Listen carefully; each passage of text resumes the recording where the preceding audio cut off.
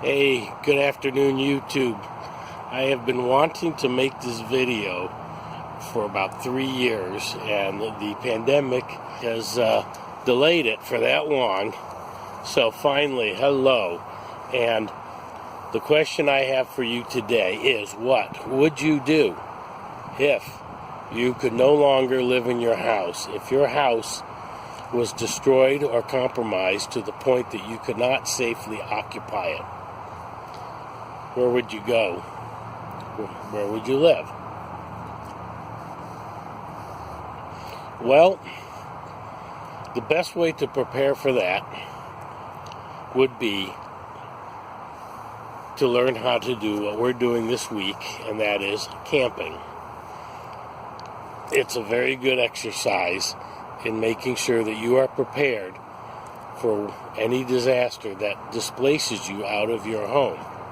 So let me turn the camera around, let me show you what's going on this week and why it's such a great way to prepare for item number 3 on the list of 7 things to do before the you-know-what hits the fan, and that is prepare for shelter.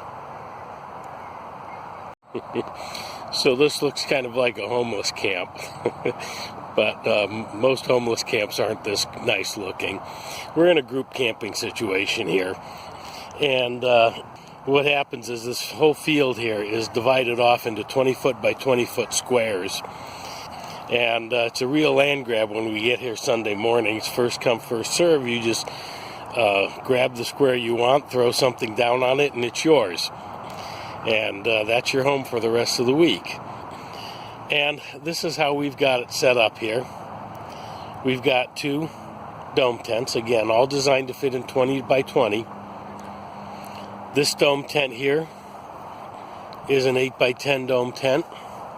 That one there is a 10 by 10 dome tent. The screen tent behind it is not ours, it belongs to our neighbor. We have a little tent over here, which we store our gear in. Now, normally you'd say, why would you store your gear in an outside tent? That's kind of unsecure. Well, it's a trustworthy crowd. 2 coolers. We throw these towels over the cooler, and they're wet, and the evaporation of the water from the towels helps keep the cooler cold. Evaporation is a cooling process, and as the moisture evaporates from the towels, they help keep the cooler cold. Now, of course, we've got ice in the coolers as well. So the next thing we have is the 10 by 10 straight leg canopy, which covers about a quarter of the 20-foot by 20-foot square. So inside the tent, of course, we have an air mattress. A lot of bedding on it. I mean, you could use a sleeping bag, but, your house has bedding in it, and if it's available to you, use it. Up on the roof, we have a tent lantern up there so we can have light after the sun goes down without having to use our handheld flashlights. Up on top of the tent, we have pop-up canopy. We have this fan, which isn't working as well as I thought. If you're right underneath it, it's great, but it's not it's not like a ceiling fan for the entire canopy. Also, we have this light bulb, USB powered light bulb, and in this canvas sack hung in the rafters, we also have the power cell, which is hung by the rafters by a carabiner. And so therefore the power cell can stay up in the rafters, and the cord for the light doesn't have to come all the way down and sit on the table. And of course the switch is right there. Now the other thing we have these Jackery Giant power cells, and Jackery quit making these, which is too bad because these are very nice.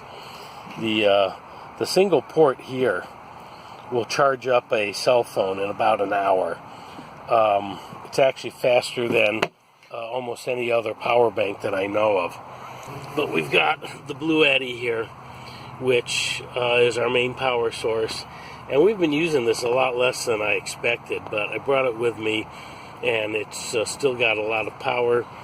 We use the 110 on it to blow up the air mattress, but that's about it. We've also used it to top off those Jackery giant power cells, but we've also stick them in the car overnight and let them recharge overnight in the car. So that is our power situation.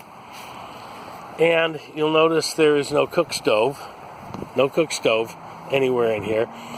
That is because the fire marshal does not allow us to have flames in our campsites. So no tiki torches, no candles, no fueled lanterns, no bonfires, and no kerosene lanterns, just electric lights. And the cooking is done in designated cooking areas that are separated from the tent sites. And there are no, you also notice there's no sanitary facilities in these sites.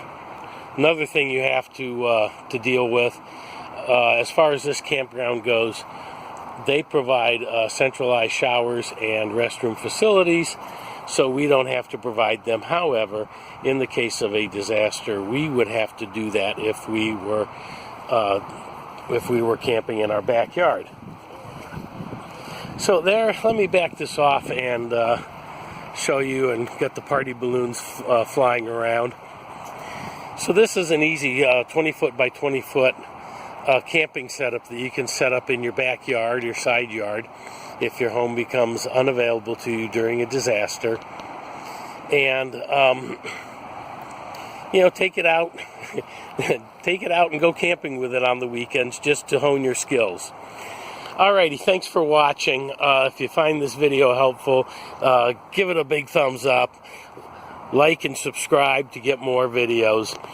Thank you for watching, and be ready.